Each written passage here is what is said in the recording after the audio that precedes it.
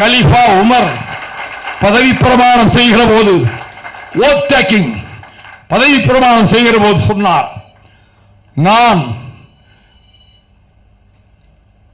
முரட்டு சட்டைகளைத்தான் அணிவேன், கலிஃபாவுக்குரிய உடைகளை அணிய மாட்டேன், நான் துருக்கி குதிரைகள் மீது சவாரி செய்ய மாட்டேன், கோவேரி கழுதைகள் மீதுதான் நான் சவாரி செய்வேன், நன்கு சலிக்கப்பட்ட சுவையான உணவு சாப்பிட மாட்டேன், பரம ஏழைகள் வாயில் வைத்து சுவைக்க முடியாத உணவை சாப்பிடுகிறார்களே அந்த உணவைத்தான் நான் சாப்பிடுவேன், என் அரண்மனையின் வாசல் எப்பொழுதும் திறந்தே இருக்கும், யார் வேண்டுமானாலும் என்னை வந்து சந்திக்கலாம் என்று சொன்ன கலிஃபா உமர் அவர்கள் நகர்வலம் வருகிறார். ஒரு வீட்டிலே 2 பெண்கள் பேசும் சத்தம் கேட்கிறது.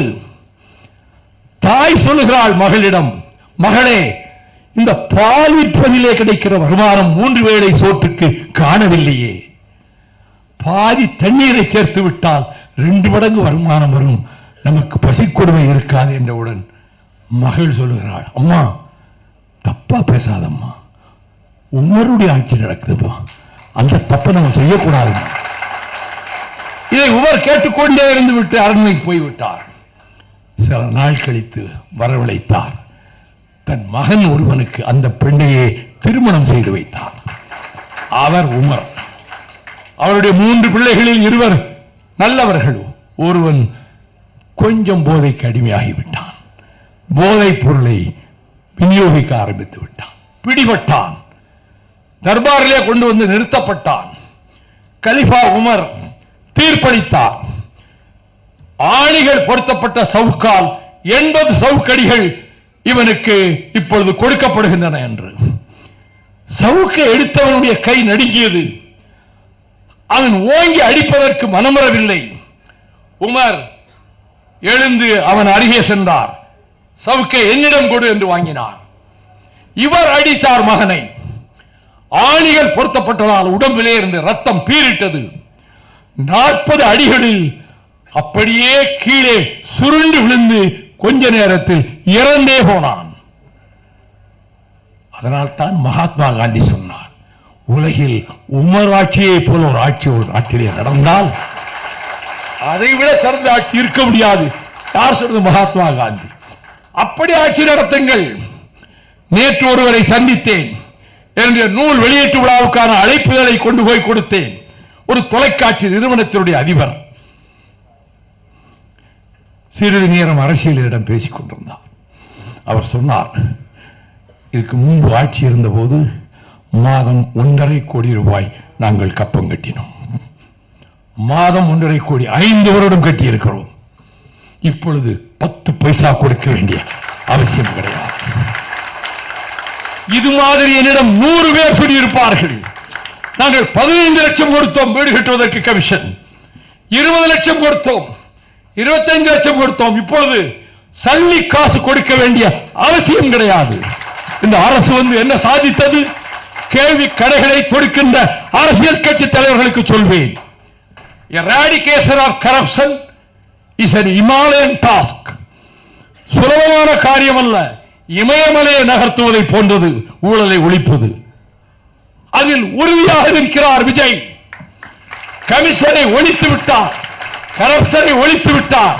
இந்த கமிஷன் வாங்கி பழக்கப்பட்டு போன பழம் நின்று கொட்டை போட்ட அதிகாரிகள் எந்த ஃபைலையும் நகர்த்துவதில்லை. They want to paralyze this government. I accuse, I make my charges. நீங்கள் நேர்மையான அதிகாரிகளும் இருக்கிறார்கள். நம்ம தாடி சிங்கி இருக்கிறாரே அவர் மாதிரி அப்பழுக்கற்ற நேர்மையான மூத்த அதிகாரிகளும் இருக்கிறார்கள். எல்லோரையும் குறை சொல்லவில்லை. ஆனால் இப்படி கமிஷன் வாங்கி பழக்கப்பட்ட அதிகாரிகளை எந்த பொறுப்புமில்லாத இடங்களுக்கு தூக்கி எறியுங்கள். ஐஏஎஸ் படித்துவிட்டு புதிதாக அவர்கள் இளைஞர்கள் கமிஷன் வாங்கி பழக்கம் கிடையாது, அவர்களை அதிகாரிகளாக்குங்கள். கரப்ஷனை ஒழிப்பது எளிதல்ல. இத்தனை சவால்களையும் சந்தித்துத்தான் ஆக வேண்டும். அதற்குள்ளாகவே 6 மாதத்துக்குள் தேர்தல் வந்துவிடும். இந்த ஆட்சி நீடிக்காது. சகித்துக் கொண்டிருக்கிறார்கள். இந்த ஆட்சி நீடிக்க விட மாட்டோம். நான் ஒன்று சொல்லுகிறேன், இந்துத்துவ சக்திகளை, நாசகார பாசிச சக்திகளை, பாரதிய ஜனதா கட்சியின் பின்னணியில் இருக்கிற சக்திகளை எதிர்ப்பதுதான் திராவிட இயக்கத்தின் உயிர் கொள்கை.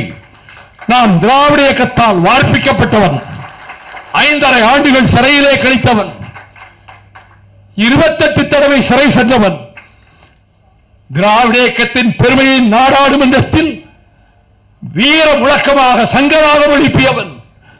அந்த உணர்வில் இந்த பாசிச சக்திகளை, இந்துத்துவ சக்திகளை பிரவேசிக்க விடாமல், அப்படியானால் நீ வாஜ்பாயோடு கூட்டு வைத்திருந்தாயே? கேள்வி கேட்கலாம். அதில் சொல்லுகிறேன், வாஜ்பாய் அவர்கள் தலைமையிலே அரசு அமைந்த போது காமன் நேஷனல் அஜெண்டா தயார் செய்தோம்.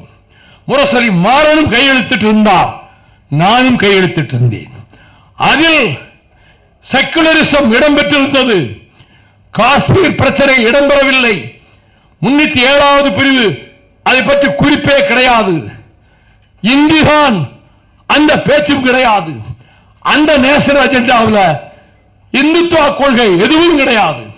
நாங்கள் எல்லோரும் சேர்ந்து கையெழுத்திட்டு தான் அந்த நேஷனல் அஜெண்டா வாஜ்பாய் காலத்தில் வந்தது. அதன் பிறகு புட்டா கைதியாக இருந்த போது, அண்ணன் மாறன் மறைந்த போது 4 மணி நேரம் நீதிபதியிடம் பரோல் கேட்டு வாங்கி கொண்டு வந்து நான் மலர் வளையம் வைத்தேன். அவர் தொடக்க நாட்களில் என்னை வாழ்ப்பித்தவர் என்ற நன்றியோடு கலைஞரன் கையை பற்றி கொண்டார். நான் மீண்டும் சிறைச்சாலைக்கு கொண்டு செல்லப்பட்டேன்.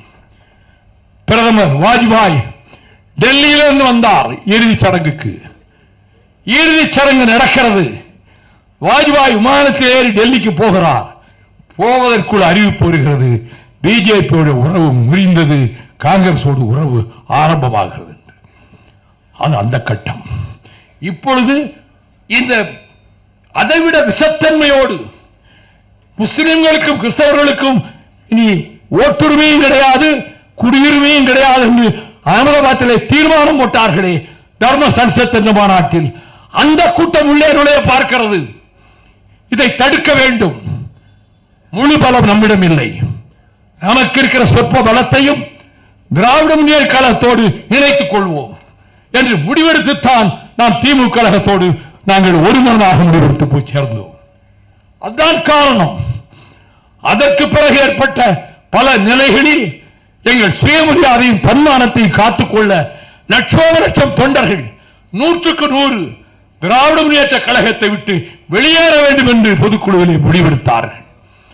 தமிழக வெற்றி கழகத்தோடு நாம் கலந்து வேண்டும் என்று தங்களுடைய கருத்துக்களை சொன்னார்கள். தொலைக்காட்சி ஊடகங்களில் எப்படி நீங்கள் பிஜேபி ஆட்சியிலே, அதுதான் விளக்கம் சொல்றேன். இப்பொழுது முன்னை விட பன்மடங்கு மூர்க்கத்தனமாக பிஜேபி நுழைய பார்க்கிறது. நீங்கள் திரைமறைவில் ரகசிய பேரம் நடத்துகிறீர்கள் என்று நான் ஆண்ட கட்சியை குற்றம் சாட்டுகிறேன். இவர்கள் அதற்கு பதிலாக கார்ட்டூன் போடுவது, பிஜேபியோடு நெருக்கம் காட்டுகிறது. ஜம்மு காலத்திலே வடிகட்டிய பொய்களை நாள் தவறாமல் முரசொலியில் போட்டுக் கொண்டிருக்கிறார்கள். தமிழக வெற்றி கழகம் மதச்சார்பின்மையும் சமூக நீதியும் காக்கும் அரணாக இருக்கும் என்று ஆதவர்ஜுனா சொன்னார். முதலமைச்சர் விஜய் சொன்னார்.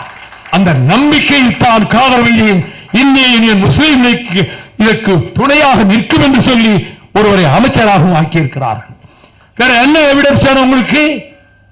இந்தியன் யூனியன் முஸ்லீம் லீக் கூட்டணியில் இருக்கு. பிஜேபியோடு ரகசிய பேரம் நடத்துகிற அப்படிப்பட்ட இழிவான செயலில் விஜய் கூட்டம் ஈடுபடவில்லை, ஈடுபடாது.